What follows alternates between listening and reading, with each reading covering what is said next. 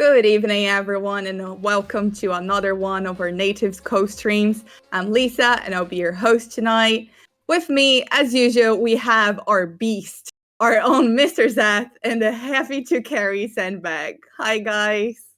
Hey, it's great to be here. For everybody who doesn't know and disappointed to say, people outside of the casting realm always just call me Mr. Beast. Apparently, I just look exactly like him. I would say it's a 50-50 split, but there are times where I just walk into Weatherspoons and that's all that gets said to me is, "Hey, Mr. Beast." And I just have to live with it now.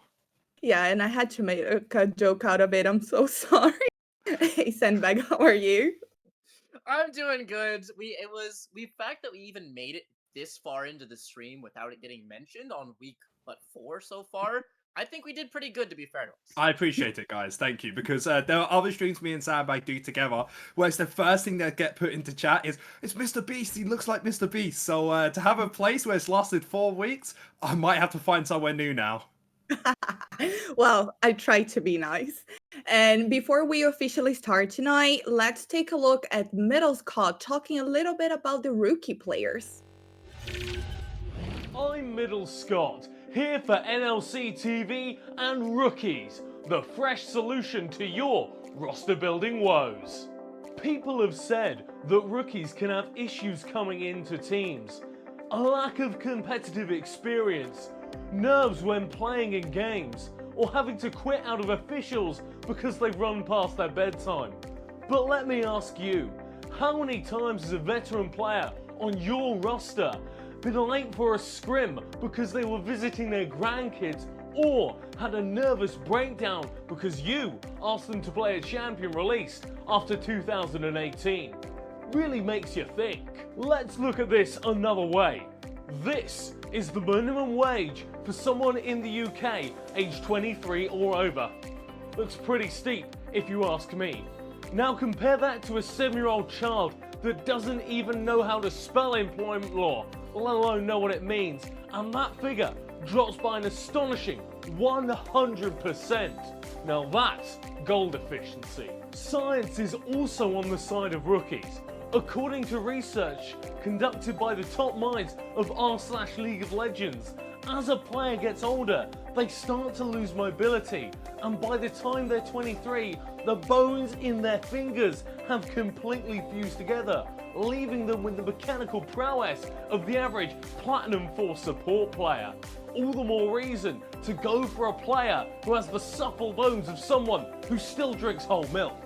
These rookies have dedicated their lives to League of Legends from an early age. I remember when I was a kid, I really look up for Cassin because I thought that he's a good support, and now I can play versus him. When League of Legends was released, I was sitting there in the kindergarten, eating away at my apple slices. Like, honestly, this game should have been dead a long time ago, but we're still going. We're already gaining respect from and causing a little bit of doubt in some of our more experienced players. Agony Pain. Now this guy, great player. Next one, we have Smurfa. Great player. Next, Painful. Completely wall. Great player. Another one, we have Butchie, bro. Dude, this guy is complete great player. Another one, Nutty Nut, bro. Crazy Rengar player. A lot of games he has carried me in solo queue. Actually good things about him. Next, Romeo, great player. And then we have like Lenny, great player. We have a lot of people in Venom Crest. Great players. Rusty Sniper. I don't know who that is. Don't pay any attention to him at all. That guy's old, okay? He spent all this time Div 2. That doesn't count. Completely washed, and they should demote. That's it from me. So what are you waiting for? Get rookies on your team today.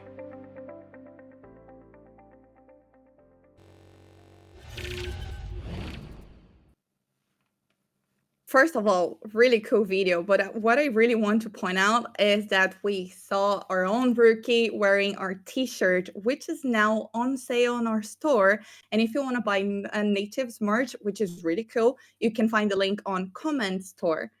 And can we take a look at the current standings?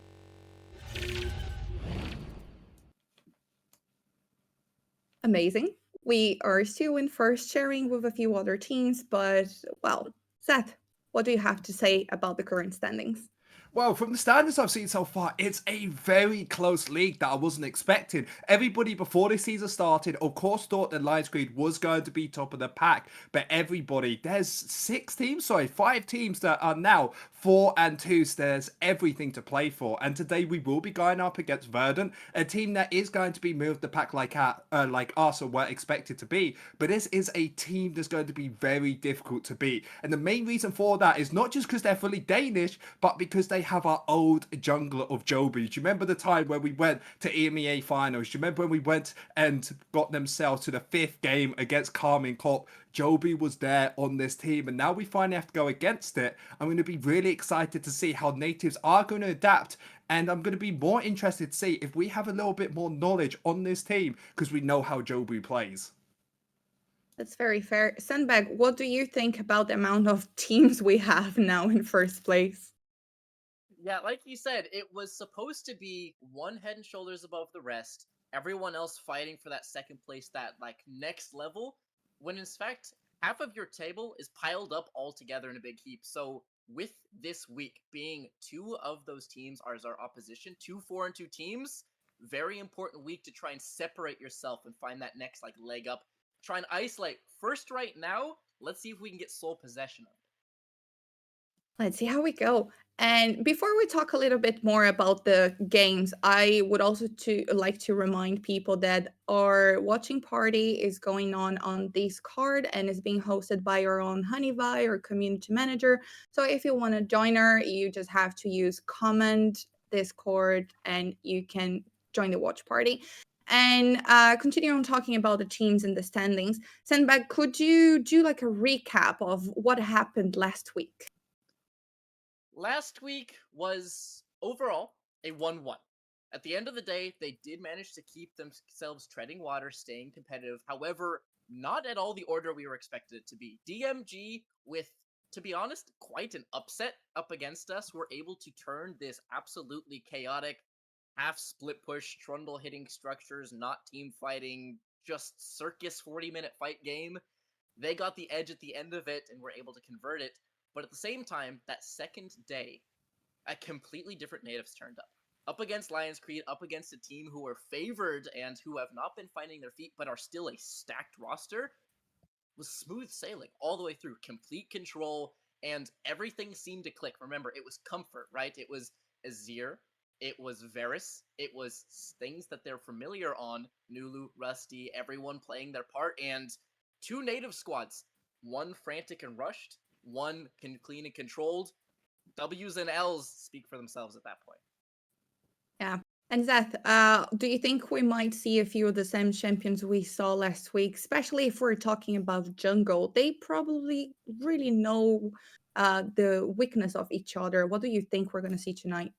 Well, you're completely correct about both of these teams understanding the weaknesses. This is the first time they played against each other. But remember, everybody in NLC Division 2 usually scrims against teams that they aren't going up against in the next couple of weeks. Because of Verdant being one of the later teams we've gone up against, we probably had a lot of scrims in the early game, or sorry, earlier on in the season to actually try and figure them out. And one thing I've learned, at least about the Nativz team, is we are the best at team fighting. When we get to that late game, that is where we thrive as a team. Compared to the other hand, do you remember the game of DMG? The one that none of us really want to remember. The big issue I found out with this Nativz squad was split pushing wasn't the style we wanted, because I kept noticing Smurfy always wanting to roam up, always wanting to help out the team and be there for those big objective fights. So if we actually want to see Nativz win today, I'd like for them to play a big team fighting comp, and something that can help with them in this jungle matchup is going to be something like even the Maokai, a Xing Zhao, or maybe even site like a J4, because that seems a lot more comfortable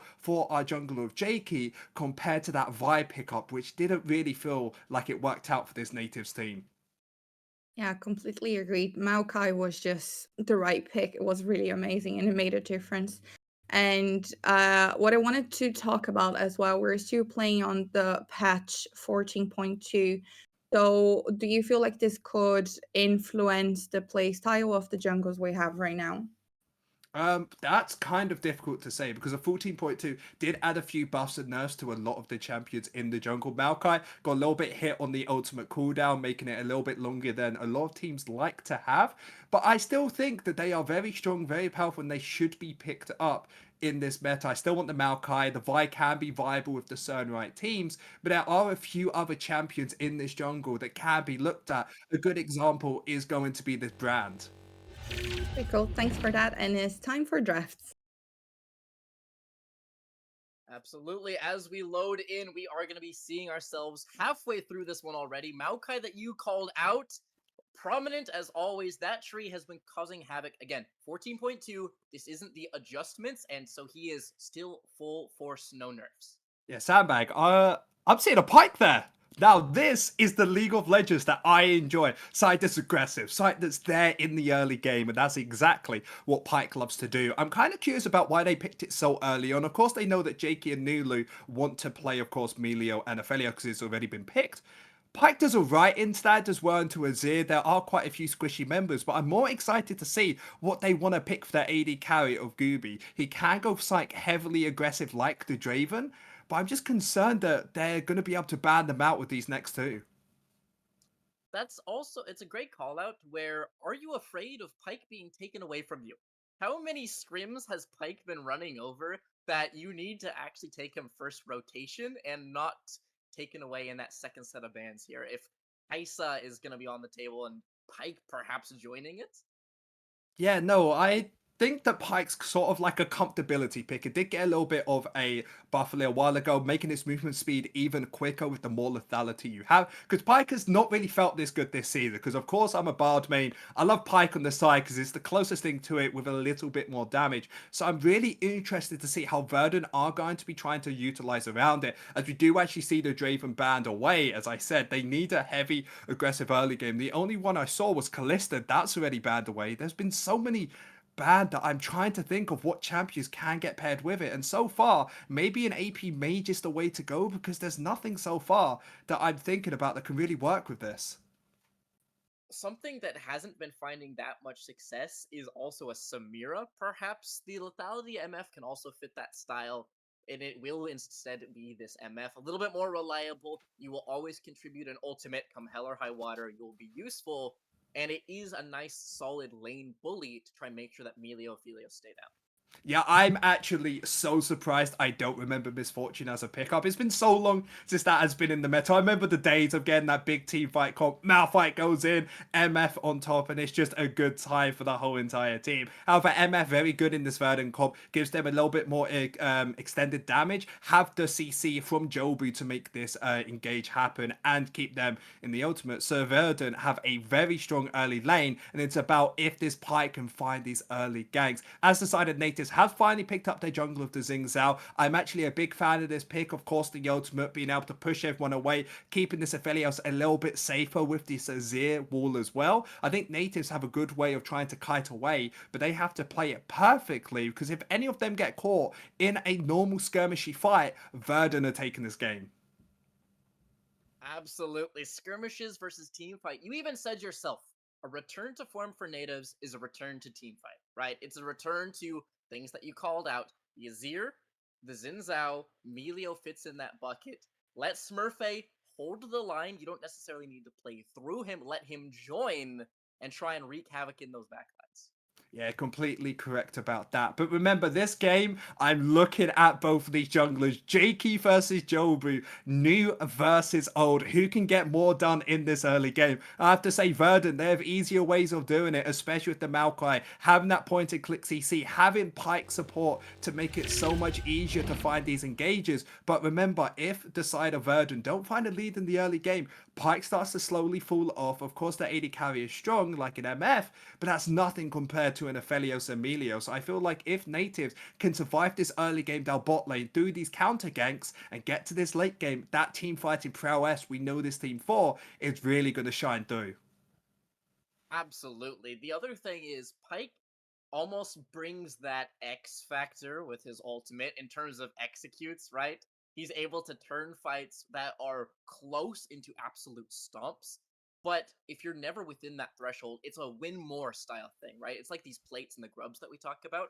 If no one is in any danger, if no one is in execute threshold, there's no cash in, and most of the value over him compared to Emilio, he's going to provide range, shields, heals, cleanses, no matter what.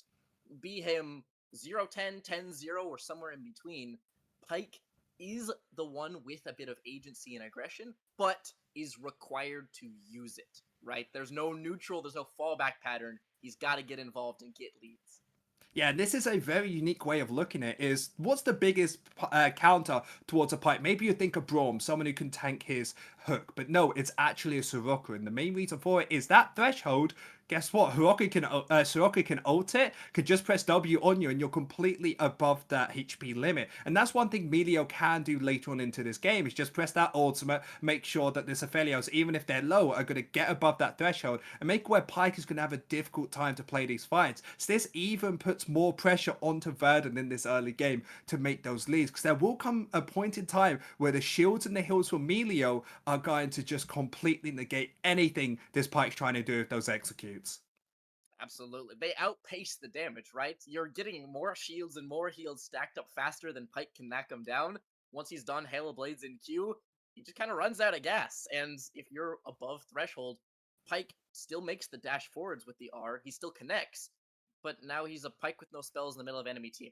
That's a 4v5 waiting to happen. So, absolutely, eyes on him, eyes on this tree as well, who will have the agency to make plays, right? This is a champion who I think should be seeing even more presence and paired up with a classic combination, right? Jace, Corki, plus disengaged champion. Maokai creates space, and the space is just used to its fullest. Yeah, that's actually something that we haven't talked about much on this Verdant side. Is yes, they need to find a lead in this early game, but if it does get later on, there are still possibilities to try and make this play work. And the way that they can make this work is by getting into game. Absolutely, looking to cash in on all those picks, and yet the home team themselves doing their absolute best, group up, fight it out, and they will be the ones coming out on top in these extended trades. So loading into Summoner's Rift, BO1s, 4 and 2 teams battling it out for top of the table, and I'm excited to kick this one off, Zach. And I'm even more excited about the rune pages in this mid lane. Nulu has Hail of Blades on Azir. For some reason, I'm just imagining like a full auto attack Azir using his streamer shoulders not to attack themselves. They're just on the backline supporting him. They're all just standing by. They're the crowd while he just absolutely kicks lumps out of Corki just himself. The soldiers are there as the hype squad, but he's doing all the work himself, huh? Yeah, you cannot say there have been times in League of Legends where you are sitting there, the crowd's behind you, and it just feels better, it feels nice, especially when we watch the LEC, and you have the crowd, you know, cheering for the teams. I just feel like everyone plays better then. So maybe Nulu is doing that to his own domain, getting ready to join the LEC one day. The reworked lore, Necrit, take notes. It's not to rebuild Shurima or some sort of grand moral purpose. It's just to have enough buddies to cheer you on as you pit fight. That's what we're doing here, and Hail of Blades, Nulu is looking to get mixing it up there. Yeah, I'm going to be interested about the trade pattern, mostly because now Nulu is going to be quite annoying in this early game, because of course it gives you 3 quick auto attacks, allowing you to have that push pressure in lane, means that Jakey can just invade Jobu a lot easier this game. But one place that isn't going to be having much fun is going to be this bot lane. Pyke and this Misfortune are going to have basically full control over bot lane, at least until this first item, and probably very further ahead. Jurassic Sniper and Shai Katama are literally going to be hiding under tower, trying their best not to get killed. Yep, trying to turtle up as best they can. PlayStation, as the name suggests, very familiar on these hook champs, right? This is a Thresh player back in the day. Yeah, exactly. It's just comfortable in anything that has hook to do with it. Even side like Leona, which isn't mostly known to be a hook champion, he is comfortable on. And now that he is on side engage worthy, this is where his comfortability is. You can already see in the way he plays, constantly playing forward, constantly looking to just pressure, because he isn't even using his Q to try and take them down. He's just there just holding it, waiting for them. Now that the wave's finally pushed, he can use it. And with it going back towards them, they can already set up a freeze if they'd like to, maybe even ward the enemy jungle, as Verdant still has full control over this bot side. Yep, it was one of the fundamentals of League, right? Try and punish your opponent whenever they are forced to do something. Be that last hit, be that walk through somewhere. So holding on to that hook and punishing last hits, punishing in that kind of vein, can almost guarantee some of those spells connecting. Yeah, and there's one thing we've also learned as well is Maokai actually started top side and roaming towards his bot side, mostly because he has priority in the mid lane, has priority in the bot side, so we know he can he can contest Nativz whenever they want. So JK is doing the opposite, started bot side, roaming up top because he know he can get better support there, even though there is priority over the game. Yep, trying to find that priority, trying to find the scraps here as Jakey's gonna be flashing forwards onto the top laner here. Doxy running underneath the structure for refuge. He will get out without burning a sum of his own. Cool nerves, hangs on, and some advantage going the way of Verdant. That's actually pretty big for Verdant. Take a look, JQ already used his flash in the top lane, making his ganks even worse. And Nativ's bot lane, not getting that support from JK means that this wave is pushing out from them. They have to try and push this in, but you know if they go a little too far, Verdant are going to be looking for the gank. Be careful of the timing here. Hook is going to connect on Rusty Sniper. Flash forward with the W. The Maokai has arrived, and Rusty Sniper burning, living within 100 HP of death. He maintains his footing. Neither support is able to finish them off. Ganks getting sums in the bot lane. Yeah, but Rusty Sniper having no summoners left means the next engage is basically guaranteed a kill. Fortunately, JK, because of how long that took, was able to get a reset in the top side, roam down here, allow them to push this out and give Nativz a little bit more defensive capabilities. But Verdant are doing a very good job using the pressure all around the map. Yep, trying to make sure that they are losing sums and no more, but up in the top lane, speaking of losing things, Aatrox really making him pay. Jace is going to have the wave stacked against him, and things might become split the further and further into this game. Yeah, most likely will be split, but Nativz still need to focus around this bot side. They need to get this in. Rusty Sniper is working his hardest to try and find a reset here, and this is exactly why JK is down here to support it. But a split map would actually be a decent decision coming out from this Native roster, mostly because of Smurfy being a team member that we know likes to be in these big team fights and enjoys having that lead when he can get it. And because of that early gank that happened by JK, he can actually play around him because, of course, the teleport isn't available if you get him to die one more time. He's not really going to be able to come back, and he's going to lose so much golden XP that he basically is out of the game. Yep, sometimes even just a force out, you don't even have to kill him, but no TP means creeps lose, gold loss, XP loss, all of the horrible things that come with it. And top laners it's more susceptible to that than others. Yeah, Jobu will be trying to get himself one Rift Scuttler here. I don't expect him to take more than this, as JK is here to counteract it.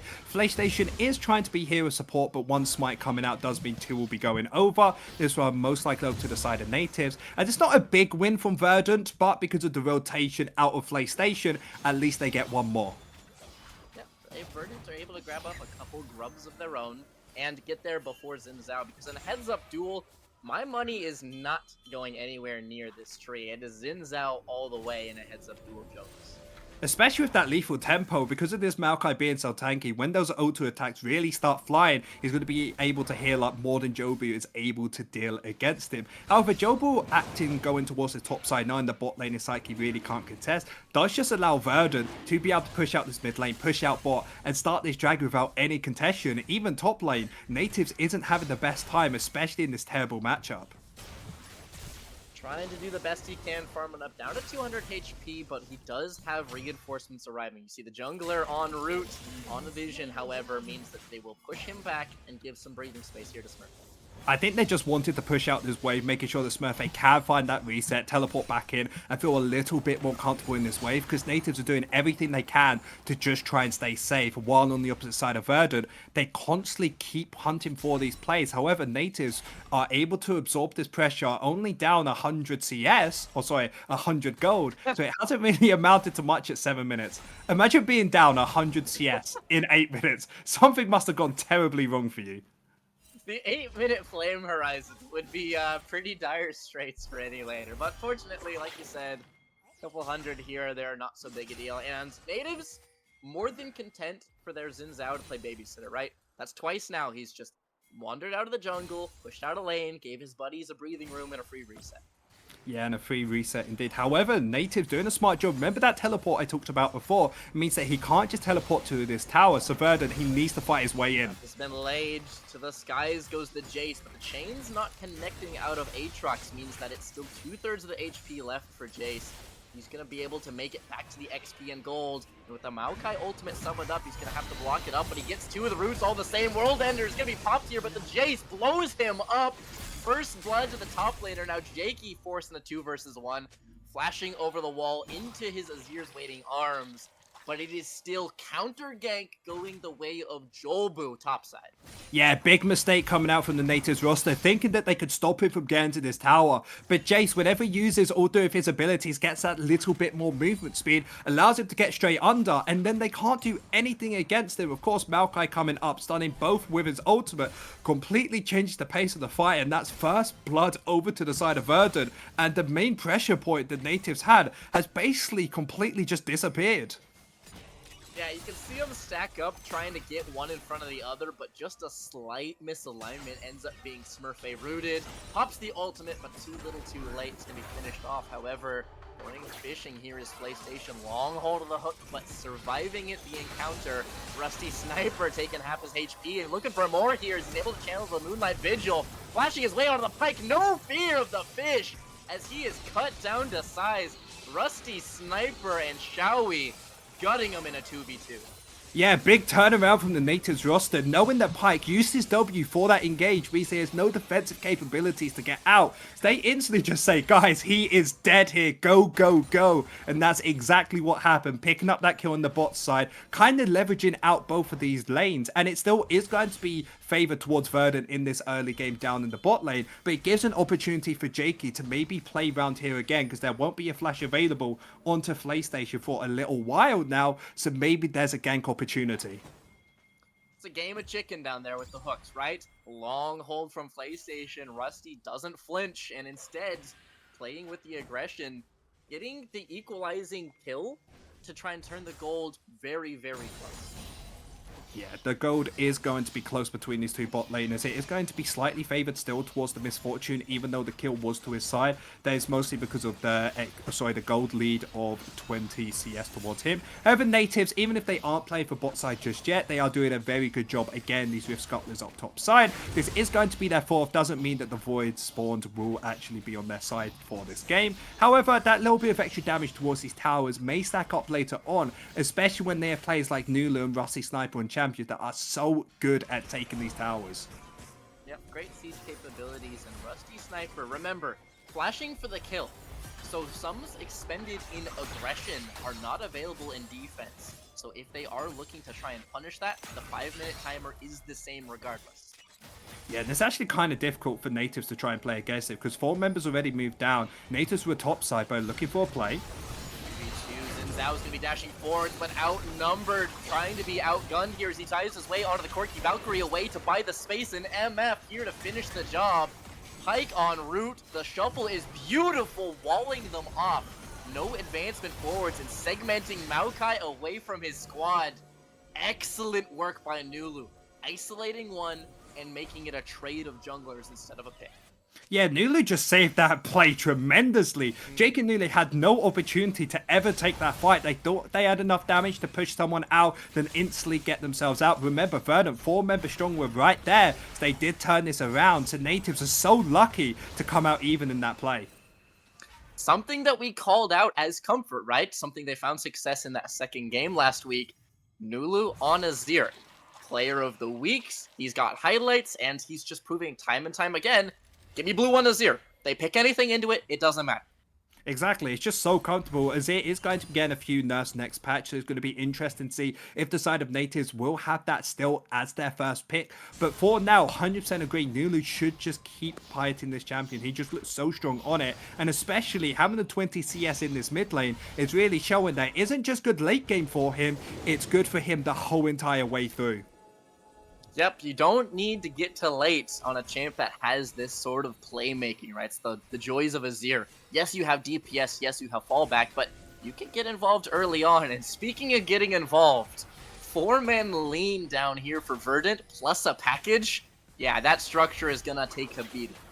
Yeah, Natives already lose another tower plate towards there. That's already 3 tower plates over towards Gooby on his lonesome. That is why there's already 1,000 gold lead, even though there isn't even an extra kill over to that Verdant AD carry. But the main reason they did that, getting the push pressure bot side, allows them to now roam up, pick up this second Drake without any contention. I'm mostly curious about if there's anything Natives can do against this, because Shaky, yes, is getting some stuff topside, but it's nowhere near enough compared to what Verdant is getting with these dragons and these tower plates.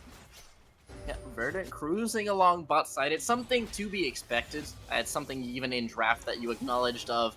MF plus Pyke, even having been outright killed in 2v2, still have pressure, still have CS, and will continue. So at what point does the tide turn against this Pyke, do you think? I feel like they have to get to themselves, probably to those 2 item mites where they can start one-shotting. Forwards, flash for flash, shuffling underneath the tower. A hold of aggro from Smurfy. Beautiful delivery here, and on the other side of the map, the fight may break out. Recast out of the Gravitum, slowing PlayStation with 3-man stack up. Gotta get out of dodge. Here comes the Maokai flank, trapping him between a rock and a hard place as the Pyke goes wild. First reset, second reset, chopping him up so far. Jakey and Smurfy have to try and fight their way out. Nulu trying to reinforce this as the yank back from the chain, not able to break the tie. 3 for 4, they turn that play on a dime and end up solo lanes taking this one for Natives. Yeah, Natives absolutely saved that play at their solo laners. That first kill that they got onto Doxy before that play even started means that he didn't have the teleport available to join that fight, meaning when the solo laners of Nulu and Smurfy joined in, it was a 4 versus 5 because Natives were out and completely lost that fight before they joined, mostly because of that Misfortune ultimate, hitting all 3 members, choking them to half HP, and then it allowed Maokai behind them to finish off that fight, and it was just a great overplay from Verdant. It was just because they didn't have the numbers advantage, it didn't work, and that was really kind of the aim of this game so far, where Verdant are making the right plays, but Natives are just doing these small, intricate outplays to make it work. Able to keep it close, right? Keep it competitive, and now Rusty Sniper getting himself a little bit of gold, trying to keep even or comparable to the bot lane, because in the meantime, Nulu, big beneficiary off that fight. Yeah, exactly. The top side on Natives are definitely the beneficiaries of this whole game, as careful. Shawikatani, the Trundle is able to fly forwards here, hook back in. It is PlayStation connecting onto Shawi. Long march in from the Maokai. Once it's going, he cannot be stopped. Twisted Advance connecting and getting a sum here from the support of Natives. Rusty Sniper might not be so lucky here as he tries to defend on his lonesome.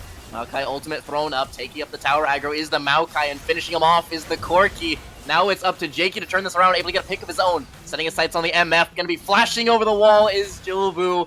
Setting it up for his AD carry, donating the gold over. Gooby grabs a second, and the structure on top.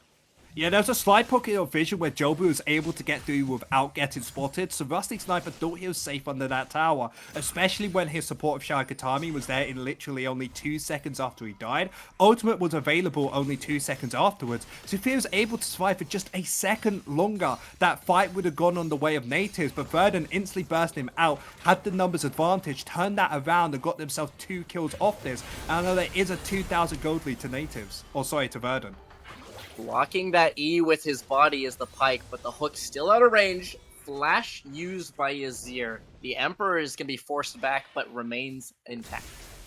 Yeah, and this game is going to be quite difficult for Natives for a little while now. Mostly because when we take a look at these items, you see 1 items on a lot of these members. Everybody completed them on Natives. But take a look at Misfortune. Gooby already has finished 2 lethality items. You're like, that's not that bad, right?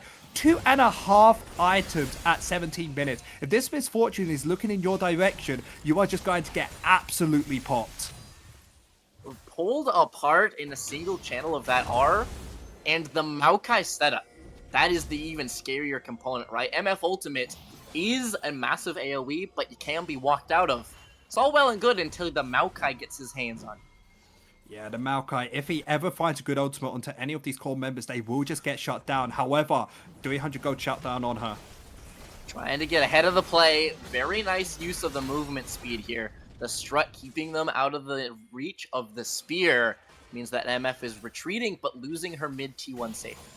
Yeah, Jakey actually cut the map in half, meaning that the side of Verdant that wanted to come mid lane had to go through him. They were scared that there were more members there, so they had left this MF in isolation in the mid lane, meaning that she had to give it up, and that's why the tower went down from the side of Nativz. And this is the perfect time to do it. 18 seconds until this dragon has been started. If Nativz want to take this, they need to have priority, and this is exactly what they have. As when you look at the vision line, it's all Nativz. All blue wards lighting up the entirety of this bot side of the map. Dragon going to be set up around, slowly trying to walk in with the refuge of their Maokai as they walk their way. Teleport. Yeah, TP going to be channeled, bringing more members here. Eyes on flanks, but right now it should just be a 5v5 stack. 7k HP left on the Dragon. Walking it down, shipping away Nulu on the left-hand side of your screen, but poke flies out either side. Yeah, both teams are just trying to wait. It's all about Evo with this engage. Dashing forwards, forcing the Corki package backwards in defense. Smurfy is able to flash away from the big one, cleansing away from the Maokai ultimate. Melio able to absorb the brunt of it. MF ult is available, gonna be channeled up and hooked in the middle of it is Rusty Sniper. The 80 carry is down. Damage is going to be required from Nulu to carry this through as he slides forward. Smurfy is able to pick up the support in trade. AD for sup. Drake going the way of the blue team as Nativz chase them out of their river, dropping the AD carry, but removing the soul opportunity. Yeah, while the side of Verdant wanted to go for this engage, it was all about Smurfy in this backline, completely stopping them from being on top of this. And then later on, it was seeming like Verdant finally found it afterwards, but they already used so many of their major abilities. They were able to turn this fight around, even though Rusty Sniper died. Because Nulu, if he's left alone, which he was, he can just solo deal enough damage on this Nativz team. And while it was a great MF ult onto Rusty, it didn't catch many more members. Xiaoyi was able to deal with the Maokai ult setup, meaning there was never really a great group up angle. Yeah, there wasn't really the best group up angle on the side of Verdant, and that's really the map changes so far that everybody's trying to get more used to, because saw every member on the side of Verdant around the blue buff having this big pillar of a wall that you can't really go across. You have to go left, you have to go right. The amount of time that takes for them to try and join the fight is just too long, allowing the Nativz team to recollect, get more comfortable, and get in a position to win that fight. And now that that fight has gone the way of Nativz, their team comp is starting to feel a lot better. 2 items of the Smurfy makes him a lot more tankier when he wants to make that play again to the backline. 2 items as well to Nulu means that he really is going to start shredding through every member on the side of Verdant. I was told, however, this is 2 items AD carry is where they start to spin this. Does that mean that Nativz have to give space still in the bot lane, or are they contesting still?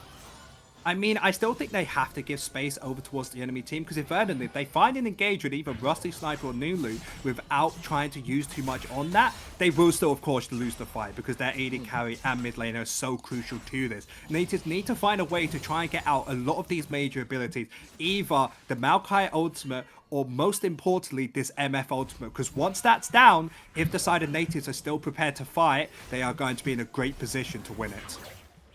Yep, trying to make sure that they're playing at space here, and there's the MF ultimate can be channeled. However, Moonlight Vigil forcing an early exit from the scene. Gooby and PlayStation rooted up and sent back. Yeah, I think in that play, Rusty Sniper thought, guys, we can do this, but I didn't know where Joby was, they didn't know where Doxy was, and if they were right behind him, if they went for that engage, they were going to lose that. So smart thinking there to just try and lay off, try and make sure to grab this vision, grab this power, as you can exactly see in this top lane, because they got the kill, or not even the kill, got them away and had them reset, Nulu is able to push out this top lane and could get themselves this tower. Yep, this is Nulu continuing to string a lead along, right? This is the one major power point being solo lanes for Nativz.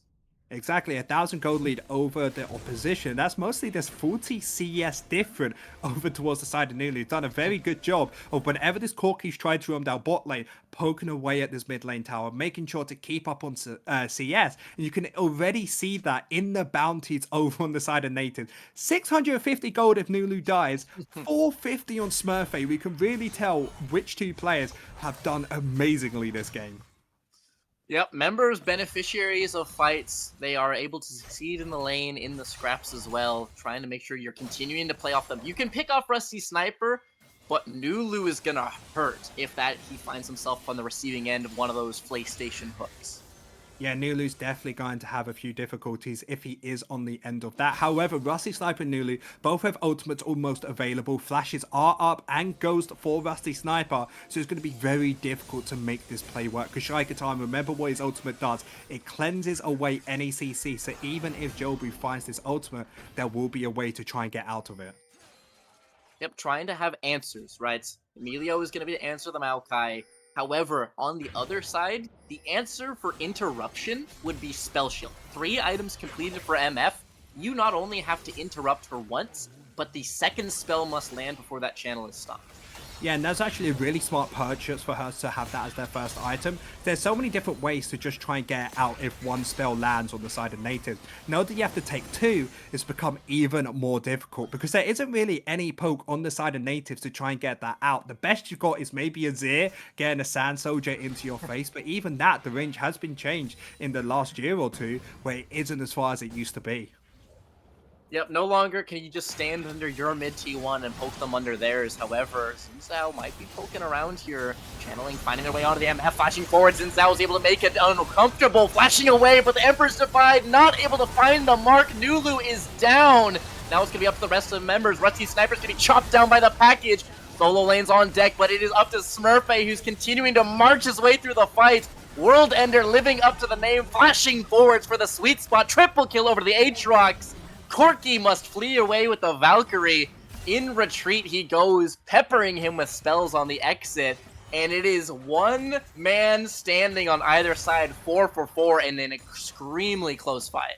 The 19-year-old powerhouse for Nativz keeps the dream alive, as I don't think they're going to be winning out on the play against Eero, but did an incredible job to turn that fight, because Verdant, they weren't looking too good. We thought we had the catch onto Gooby. However, he was able to get the ultimate off, able to deal enough damage that allowed Eero and Doxy to completely just take over, because nobody had enough damage left after trying to kill that MF to get through him. And it was also incredible positioning to make the space away from that Emperor's Divide, right? Azir slides forwards looking for another highlight play, but came up with air. Nothing left to be found at that point, and once you've committed your offensive spells, you're in some dire straits. I actually really like this Baron play. Teleport has been used from this. MF is nowhere near this fight. If they're able to find a fight quickly, Nativz can try to look for this, but if they come off it, they just lose Dragon for nothing. Yeah, they don't know. They don't have the information. The Drake, they don't know where MF is, so they pull off it so far. Red team's able to pick that one up, putting themselves on soul point with nary a fight, as it is a hook in towards this jungler. Jakey gonna be absorbing that up with the Crescent Guard. Xin Zhao's ultimate, incredibly effective against Puck.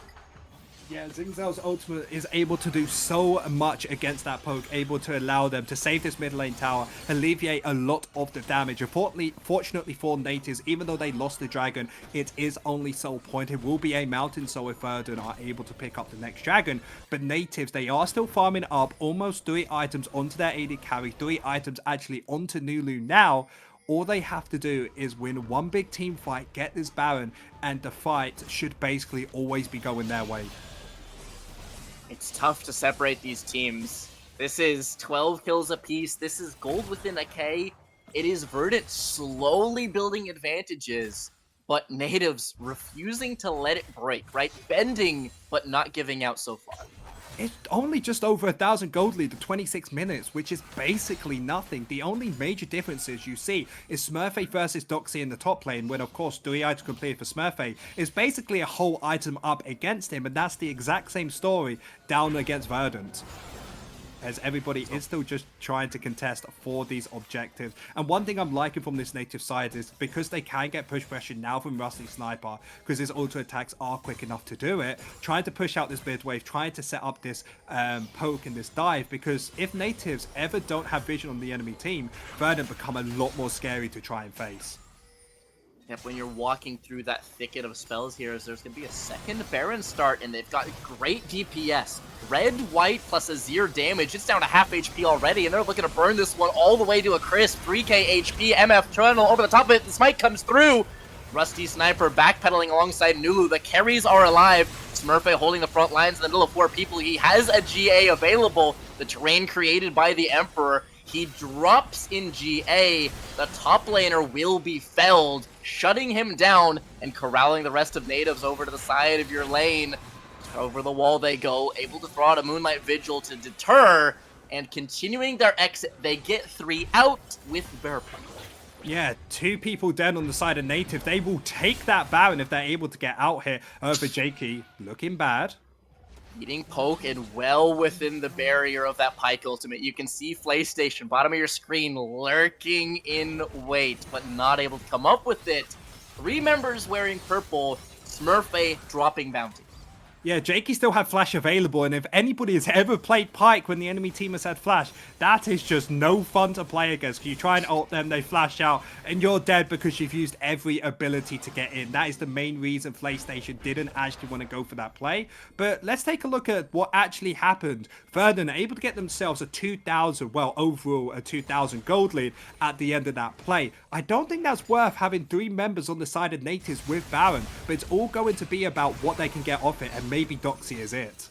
Doxy under fire, slowed by the shifting sands of Nulu and shut down. Once he finds his lead, it is cut tragically short. Here's the Pyke is trying to find his exit. Showy Katami finding that Q from Melio. Long range Q from downtown. Rusty Sniper picks it up with the green gun. Really going towards his name. And now they've been able to pick a few people off, there's no one to really defend this except for this Maokai ultimate.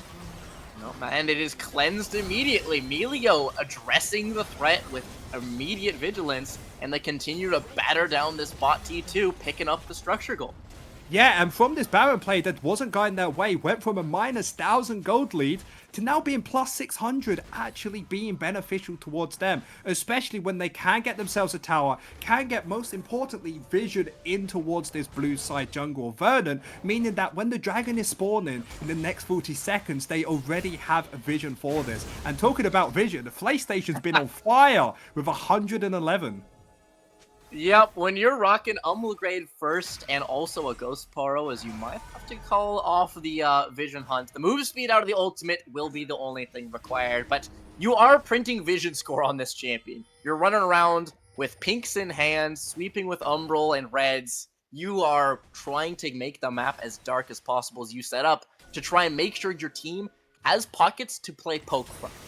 Yeah, exactly. But the side of Natives have finally lost control over towards this river, which isn't what they want. They need to try and get in here, make sure that they are the ones first on this move, and that's exactly what Jakey is going to do. Remember, Smurfay did use his ultimate in that last play, so it won't be available. Stood advance forwards, a long way yanked in, but able to find his way back onto the Maokai, channeling the ultimate. Rusty Sniper is forced to flash away as the bullet time has arrived. Corky Package, the huge big one, chunks Showy down to 1 HP. Flay is going to be dashing his way over the wall just for a blast cone. It is going to be up to the solo lanes once more. Natives members in retreat with no HP, trying to play bodyguard as Nulu. Yeah, Shaikatama still had ultimate, so I wasn't sure why he didn't want to stay in this fight. But there's just nothing they can do. Rusty Sniper, Shaikatama, and Jakey were on such low HP. If they ever dared come near this Verdant lineup, they would just instantly be dead. So that means Soul Point is over towards the side of Verdant, and this extra shield is definitely going to help the longer in this game, especially on this Pyke pickup, where the longer the game goes, the more damage you deal, yes, but how easy it is to kill you is going to be exponentially increased. That extra little bit of shielding will allow Verdant to play a little bit more on edge and make it a lot harder to try and kill someone like this MF. Yep, Showy is going to be pushed back here. You saw one missile, that big one from the missile barrage of Corky, chunked Showy from about half to about 1. He had nothing left to give. Yes, he had R, but couldn't do it. As you see quietly, Nulu with the flashy, with the DPS, with the big plays early, but quietly, this is Irol equalizing it nearly and completing his 4th item of the game.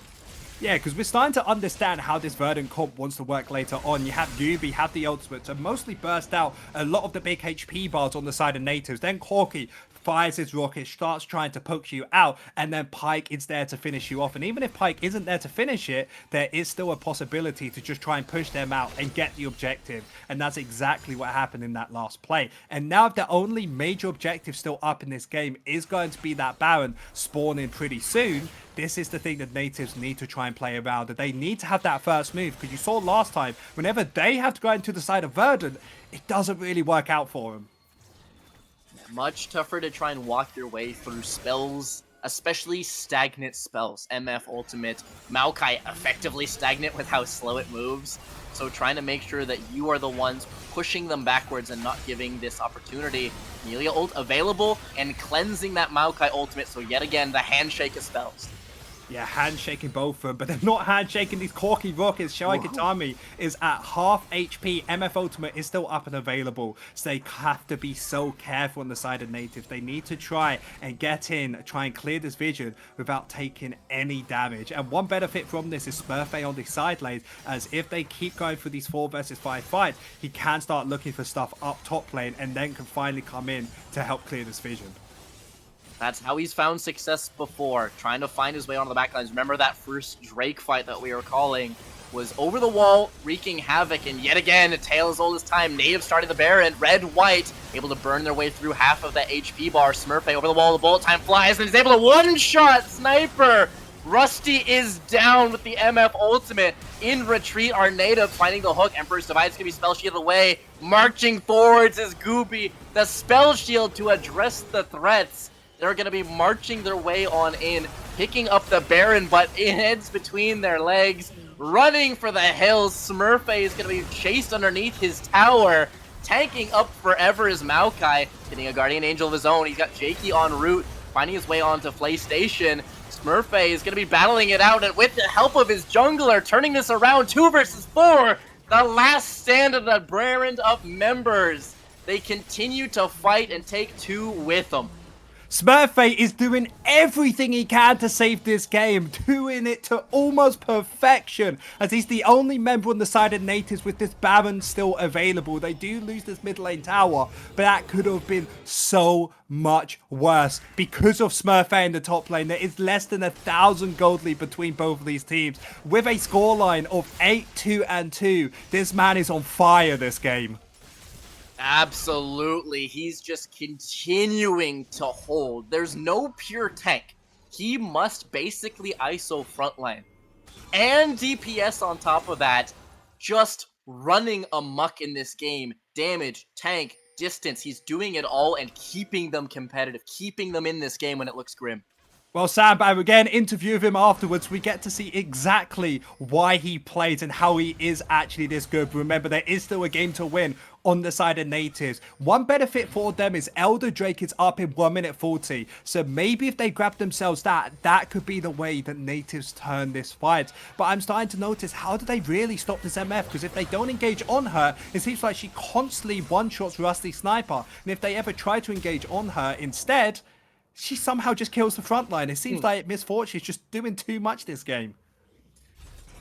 I guess your answer is flanks, right? She can only point the bullet hose in one direction. It is a massive cone, but it is one direction that she has available to her. So from multiple angles, from Pincer, we'll find the Umbral Chains here as Jolbu is going to be chunked down to about 1/3 HP. Structure alongside it. Azir summoning one of his own, and once again, River belongs to Nativz. Yeah, Joby had to go for that reset there. Does have a little bit more HP, but he's basically not going to be part of this fight, so Nativz do start up this Elder.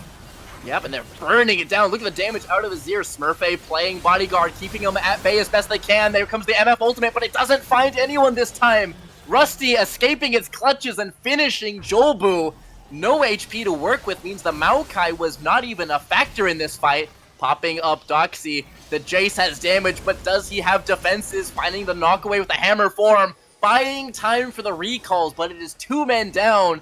Elder secured, and Nativz roar back into this. Nativz are not going out without a fight, as Verdant do actually get Gooby and Evo out of it. Flash still available, so they have plenty of ways on trying to defend this, but they just cannot get engaged against. No Flash available except for Rusty Sniper. Nativz, they want to end the game, they have to find and engage. And they kick down the door of the bot team 3. They find the inhib. Jakey down to half HP with a little bit of poke, but remember, MF Ultimate was channeled and used. It is still only half off of cooldown, and that's the big tool that you're afraid of. Without it, no threat posed by the red team. They lose the first section of their base. Yeah, Elder is up for 1 minute 20 on the side of Nativz. Baron won't be available, by Dens. They need to try and make a play beforehand.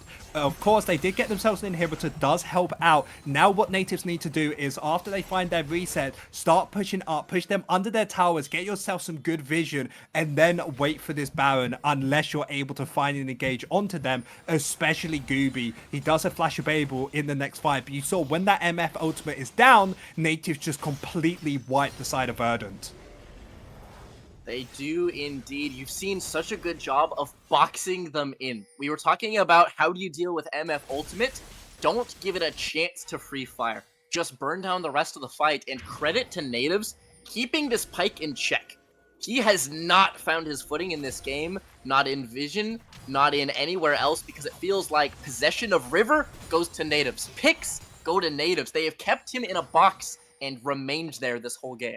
I think a perfect example of this is Pyke's scoreline of 0, 7, and 7. Hasn't even been able to get one ultimate that has effectively been used. Has done a very good job with his team to grab that vision. However, how important is vision compared to the kills on the side of PlayStation? Because Verdant, if they're able to find the early game kills with Pyke, who've been super powerful, but now he only has 1.5 items, it's going to be difficult to try and get him going in these plays. Yep, as we see the hook connecting right on cue. It is going to be the World Ender committed Smurfette losing his ultimate, but meanwhile the rest of the base can be kicked down, and underneath, taking a structure and making your own, Nulu making space for his squad. Yeah, Doxy on this bot side is going to be able to push out a wave. This is actually a very smart play from the side of Verdant, mostly because it means it's going to take so long from the side of Nativz, buffed minions in the bot side to try and get there. It's going to take at least 2 minutes minimum. Verdant have that time to try and contest this Baron or any objectives that Nativz tries to make. So, we find ourselves 40 minutes deep, only a kill separating them, handful of 1,000 of gold one side or the other. Where is the back-breaking play? Where is that one moment to turn it around? Because your eyes drift to MF in terms of big moments. I think it has to be Misfortune needs to get taken out by the side of Nativz to make this work. Maokai ultimate is here, however, underneath them all is Xiaoyi Katami. That no thank you button still firmly in hand and doesn't even use it on the Maokai engage. It just drifts wide. Wait, there's a wave in the mid lane. There's a chance that MF is trying to end here. If Nativz stay too long, there's a chance that Verdant will backdoor this. Here it is, and it's stolen by the Rocket! There was no chance, and they find it! Corki coming up huge for his squad, and like you said, Baron buff in hand! Heartbreak for Nativz on a dime! They swipe the game from under their noses and pick this one up. I read it. I called it. That's what makes it so much harder. As a fan, wait a second, I need to figure out why my camera is not working, but it's so difficult to be a fan and for that to happen. Okay.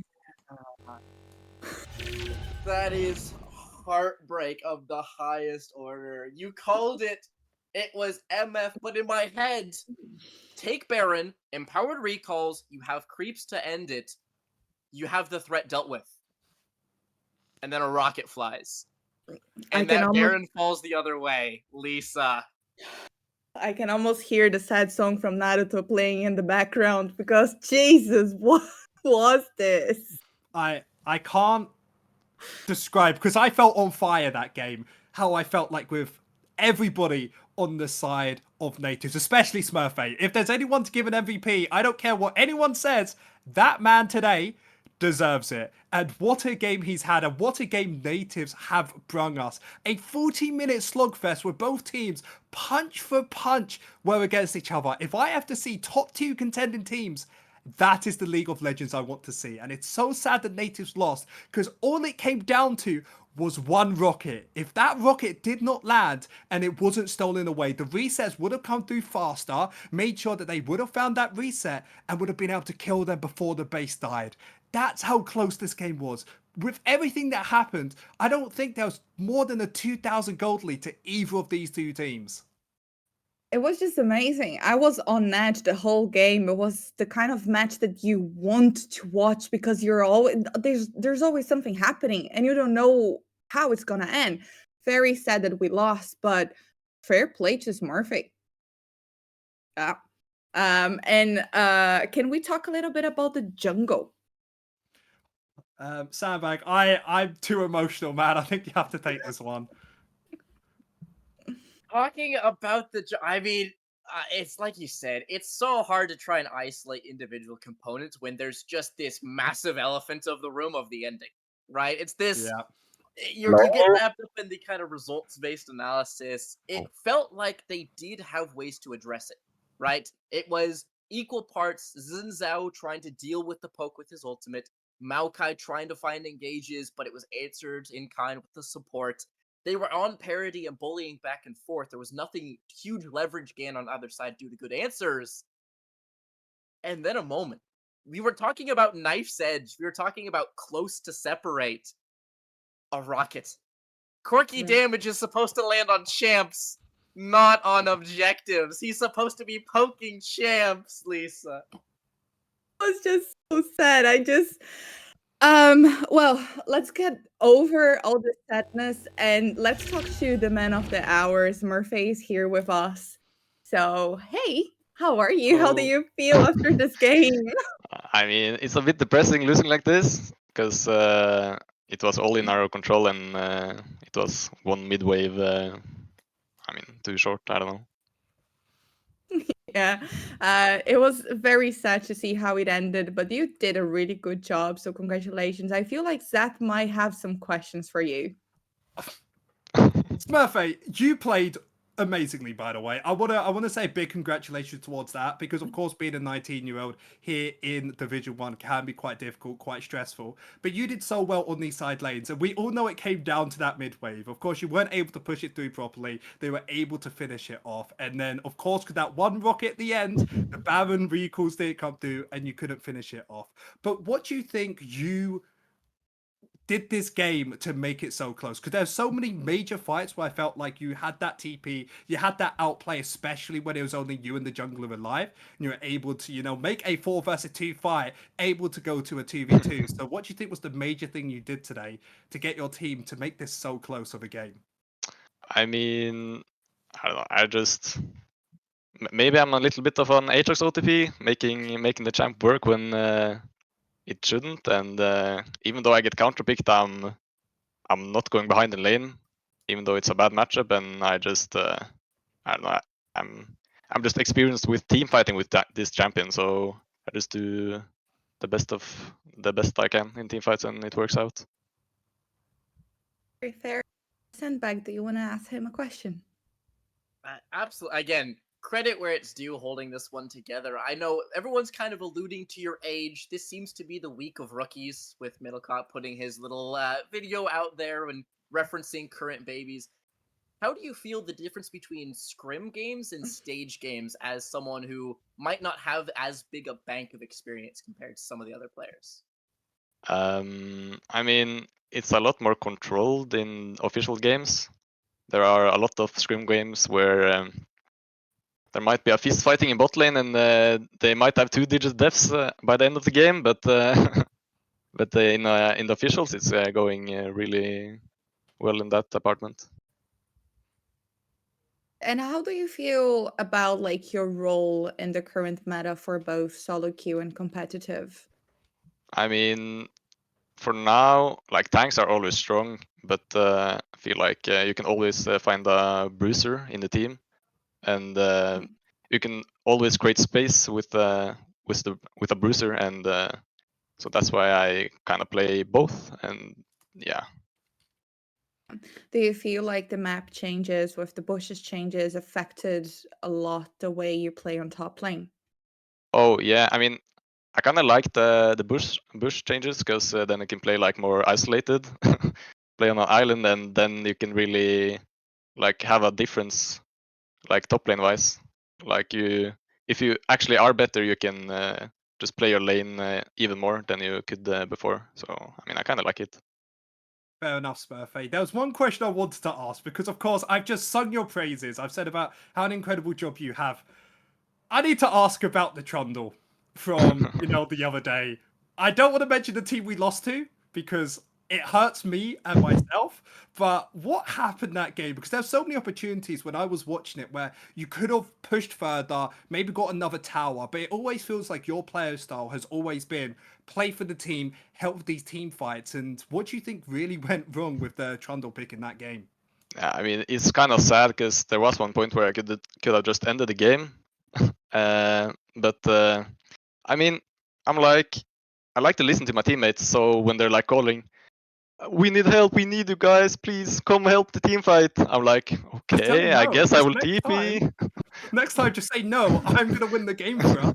Just run it down, bonk those towers, and just get the win for Nativz. Yeah, I mean that game was really weird, but yeah, I don't know. Just play a Yeah, bit more selfish, but yeah. it really was weird, but it was a good one. And before we wrap this up, I just wanted to remind people that this beautiful t-shirt that Smurfy is wearing is from our merch, and you can find the link on comment store on our chat. And also, I'd like to talk about Ireland Esports Collegiate Series that is powered by Nativz and is providing esports competitions for students in Ireland. And also, shout out to our sponsors, Oxen, our official kit partner that has the items of our merch available on their website. Comment Oxen, and Allotment, our official purpose partner, acting to preserve the coral reefs of Koh Tai, Thailand, and support the local communities on Comment Allotment.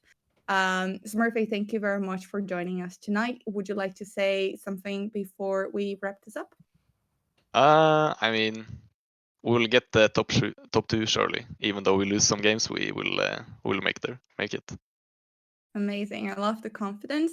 And I guess we'll see you and everyone here tomorrow as we'll be here at 9 p.m. CET to play against Nord Esports. So see you then. Thank you very much for today, guys. Bye.